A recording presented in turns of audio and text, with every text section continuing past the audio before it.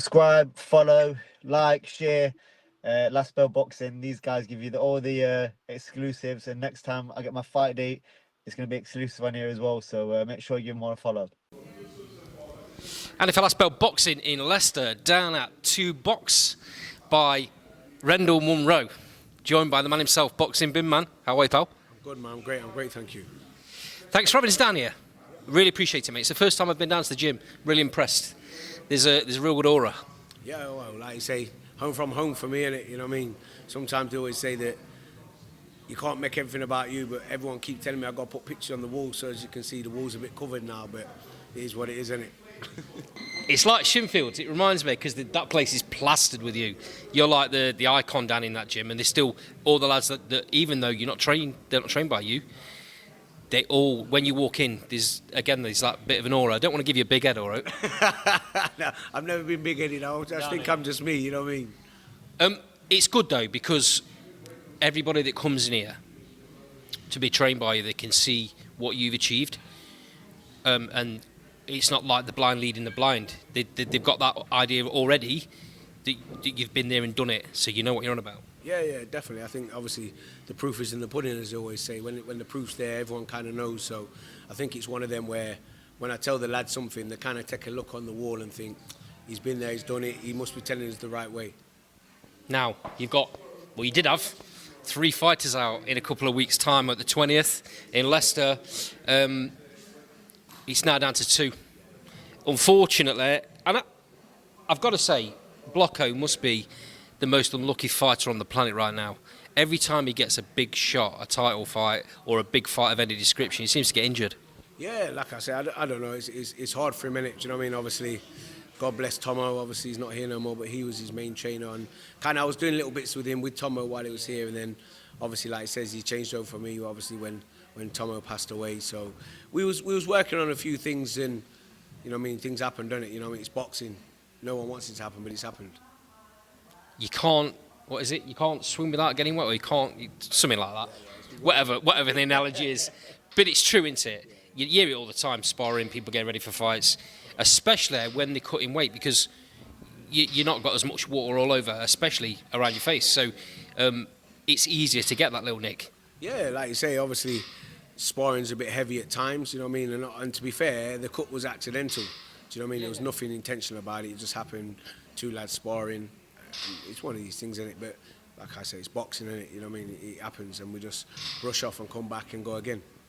So I've just been down Cole Greaves' gym in Newark and had a conversation with him about Blocko, and he's said exactly the same thing. He's so unlucky. Things will happen though. He'll get that title shot again, I'm sure. Yeah. Like you say, he's got the potential to get something. I think for me, obviously, when he started coming here, I did say to him, look, let's get ready in the right place, because I don't want you to walk away from the sport not winning nothing with the ability to win something. You know what I mean? Be that 1-2% of fighters that turn pro and leave out with something. Do you know what I mean? Okay, let's talk about the 2 boys that you have got on the card. Joe's doing his stretches in the ring, so let's not blow him up a little bit too much here. But we'll start with Joe. Irish Joe Munroe. He's made that decision, and it was a couple of years ago now, is it, that he finally decided that's it, I'm going to come over, I'm going to move over to Leicester, be trained full time by yourself. That in itself's a compliment, right? 100%. I think for me, I've always told a lot of people, when you start talking about boxing and start talking about dedication, I think there's no one but myself who can say there ain't no excuses for nothing. If you want it bad enough, it's there to do. And like you say, Irish Joe, as I call him, you know what I mean? It's kind of, for me, he does a night shift. He still trains, he still does what he needs to do, and believe you me, the guy's going to win things. He's going to win things. It's real dedication. Just the fact that he's moved away from his family, everything he knows, picked up sticks, moved into Leicester, and he's doing it, right? Yeah. I find it funny when he says to someone new comes in the gym, and they say to him, where do you live? Because I don't know, around the corner. And they say, oh, I live Western, because I ain't got a clue where that is. You know, you're talking to the wrong person. How far is that away from here? So, but yeah, like you say, sometimes it's sacrifices of how bad you want it. And the proof is in the pudding. He's left everyone. He's come over here to live in a 1-bedroom bedsit and work night shifts to get where he wants to go. I've been watching him closely. I've been down to a number of his fights now since he's been over with you. Last time out, it looks to me like he's going to get better as the rounds go on, because he seems to only be getting started. Like 4 rounders, he's like 2 or 3 rounds in, and he's getting warmed up. That's it. There's so much potential about him. Do you know what I mean? It's like he's one of them where you go that the bigger the competition, the better he shines. Do you know what I mean? Like you say, this week he's been going sparring. If I'm being honest, I don't even know how to pronounce his name. I just know him as the Black Flash, up in Liverpool. 6 rounders, 8 rounds he's doing with him, and he don't look out of place. Yeah. And you say, like, the kid's, he's what, number 3 by the WBA. You know what I mean? When you're mixing with someone like that and he's 2-3 fights in, it shows the potential. Do you know what I mean? They've asked him to come back for the next training camp again. So for me, it shows. Like I always say, from when he first walked in the gym and he started doing a bit, I says, this kid's good. You know what I mean? He went back to Ireland, he come back again for another bit, and then he goes, you know what, if I came back and moved here, would you train me? I said, well, why not? Do you know what I mean? I was speaking to Sam Whitehead over at Shinfields last time I was over there to do a bit of sparring, and he couldn't compliment Joe enough. He says because they obviously there's a connection with you in Shinfields from back in the day. You take your boys up there sparring, and Sam says he's come on leaps and bounds because of the sparring he's been doing with Joe. Yeah, like you say, the thing for me is, one thing I like about fighters, the most important thing for me is they're willing to listen, they're willing to learn. Do you know what I mean? And Irish for me is a compliment for myself, because I always say, when people come in and say, Randell, look at what you're doing with him, this is happening, that's happening, and I says, it takes 2 to tango. You know what I mean? I'm telling him what to do and he's doing it. You know what I mean? It ain't all about what I'm doing. He's got to execute the work we're doing, and the proof is in the pudding. Because like you say, when he's going up to the Shinfields, compared from last time to this time, everyone says how good he is. You know what I mean? So it's like one of these where every time we've had a fight, we go to back to the drawing board, we look over a few things. What did he feel comfortable about? What did I feel comfortable about? And we work on it. You know what I mean? It's not just like, I'm the coach, you do what I say. No, it works both ways. What worked for you, what didn't work for you, and then we go over it, and then we come back in. So what you'll see with Joe is every time we come back into another fight, you'll see something else creep up a bit better, something else change. You know what I mean? Because, like I say, for me, it's about, if you want to be the best, you've got to move around with the best, and you've got to be willing to try everything to get to be the best. Exactly that. Quickly, let's talk about his opponent for this fight. Different look. Yeah. Owen Duran. The guy that fought Blocko last time out, right? Yeah. So, bit tricky. Got to be on his toes.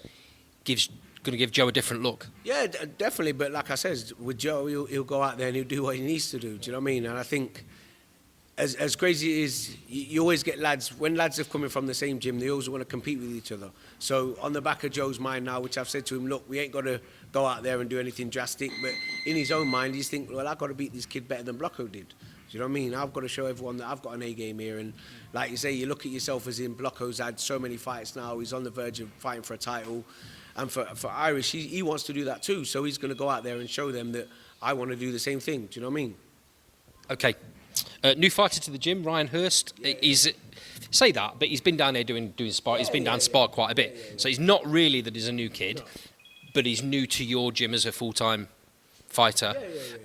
How's that been working out? Yeah, same again. He's another fighter that wants to come in and listen and learn. And like you say, the gains we've made over the short period of time he's been in here is massive. I remember the first time when he came in here, I walked in the gym, he was sitting on the side of the ring, and I thought, what's he here for? And he goes, oh, I want to come and train down here. You know what I mean? I think there's a bit of potential down here for me. And I said, yeah, 100%. Let's get on with it. And everything that I've spoke about and everything I've told him to do, he's doing it. And like you say, he does it. Fingers crossed he does it on the night, because I can see a different Ryan, and we're going to go out there and show that coming to this gym has changed everything about him. Again, he's got a tough opponent. Cole Greaves likes doing this, doesn't he? He matches fighters really, really well, because what's the point in just having a pushover? So he's in with Dan Booth. Dan's had 20 fights, won 6 of them, got 3 KOs. So he knows how to win. Yeah, that's it. And the thing for me is to improve yourself, you've got to get competition. You've got to be bigger and better than yourself. Do you know what I mean? It's got to work. You know what I mean? For that side of it, we go there and we do the competitions there and we move forward. Randell, we've talked about off camera, jokingly, you've talked about having to turn people away. But you're doing that for a reason, right? There's people are wanting to come to this gym all the time. They see what's going on. They know what you've achieved as a fighter yourself. Is it difficult if someone comes down and you're having to say, at the minute, I've got enough fighters? It isn't. Do you know what I mean? It's kind of one of them where, if I'll be honest, big thanks to Joe Ducker, because if it wasn't for him, I'd have never took my license. And like for me, I've always said that I've been a fighter that won stuff on the inside of the ring. I want to be a coach that's winning stuff on the outside of the ring. So I found that I need to give my all to the fighters I've got. And I think that sometimes if you've got too many, you're spreading yourself too thin, and it becomes a bit of a hard job. Like you say, you've got to, I think as a coach, I'm understanding that you've got to commit as a coach as you would a fighter. Do you know what I mean? So the effort I put in as a fighter, I've got to give the same effort back as a coach now to the fighters. So I want to give the fighters I've got everything I can without trying to a bit for him and a bit for him and a bit for him. Do you know what I mean? And to get the right reaction out of the fight, you've got to spend that time, haven't you? Because they sense that as well, right? Yeah, 100%. Like you say, I've heard lads go in other gyms before and they're going, oh, my coach stands there for about 5 minutes, then he gets off to somebody else, and then somebody else, and then somebody else. So sometimes the fighters want something back. And obviously, if you're giving them the time, they're going to give you the time back, and they're going to perform. Okay. Sean's not down here today, and he obviously had that real tough fight last time out. But I'm sure he's really disappointed about the result. But how many fighters are fighting for Commonwealth titles after 8 fights? This is it. It's one of them. Like I say, he's got so much potential about him. Obviously, we sat down and spoke about it. I think that the opportunity for the fight that came earlier, but sometimes you can't. You know what I mean? Sometimes you got to dare to be great, ain't you? And that's what he was doing. Do you know what I mean? It didn't quite work out, but you know what I mean? I think I'm a bit heartbroken for him, because I think if we'd have had the Kadimi fight, I think we would have won. It is what it is, isn't it? You know what I mean? You brush off, you go again. You live and you learn, and that's what boxing's all about. It is those big experiences, isn't it? The fact that didn't happen at Gibraltar, wasn't it? The fact that didn't happen in Gibraltar probably spurred Sean on a little bit and got him refocused. And it was a much tougher fight up in Scotland. Yeah. Oh, a lot tougher. Do you know what I mean? It's like you say, we knew it was going to be a challenge, but you go in there with the same frame of mind, the same heart that I'm going to go out there and I'm going to do big things, and you go in there and you put it out there, and you can't ask no more for someone. Sometimes it ain't your time. It's like I always say, when I went to Japan, you know what I mean, I fought in Japan, I always say for me, I did everything I could have done. It just weren't my day, was it? It's just one of them, innit? It's the bounce back is always better than the loss. I spoke to a real high-profile matchmaker, match made for Golden Boy Promotions, and he's always said he's not scared for his fighters to lose that O. But there's so much of that at the minute. Roberto Diaz that used to matchmake for Golden Boy Promotions, I'm talking about him, and he matches his fighters really hard, because if you take that loss, that's not the end of your career. Especially, it's a big learn, right? Yeah, 100%. Sometimes it's like that. You get to see real fighters from that point.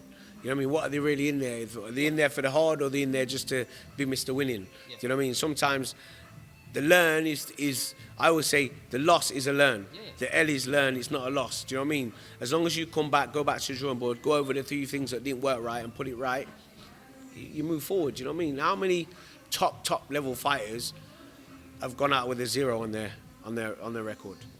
Very few. Very, very, very few. And you can argue that the ones that have probably at the latter part of the career, they've picked their opponents. 100%. Okay, let's come away from the gym a second. I'd like to get a couple of predictions off you. There is an absolute barnstorm and mega fight happening. A week.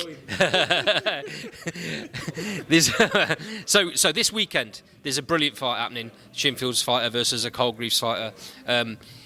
What a fight. Yeah, definitely. I'm actually surprised, Randell, that it's gone so far under the radar.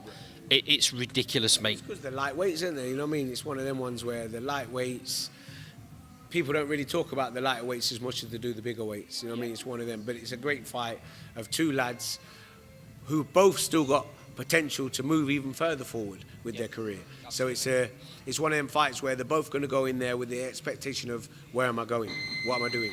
You know what I mean? Okay, and the big one I was just about to talk about, because I had to talk about that one, but the big one I was just about to talk about was obviously Crawford, Canelo, happening a week on Saturday. I've gone back and forward with what I think, mate, but you know a bit more about boxing than I do. How do you see it? For me, I see it Crawford win. Do you know what I mean? I think for me, yes, Canelo's the bigger fighter. He's been around a long time. I think Crawford's a little bit fresher. I think Crawford's IQ is a bit better than Canelo's. I think a lot of people are going to the idea of how big Canelo is and how hard he is. I think, as we've seen many and many times, that it doesn't matter how hard if you can't catch him. Do you know what I mean? For me, I think it's going to be a close fight. I think it'll be a majority win Crawford. I've said that I think Crawford's going to run away with it for the first 6-7 rounds, then Canelo's going to try and start to put him on it, but I think it might be a bit too late to do that. People are arguing Crawford's not going to be big enough. Canelo's been sat at super middleweight now for quite a long time, a number of years, and he's built that strength in that division.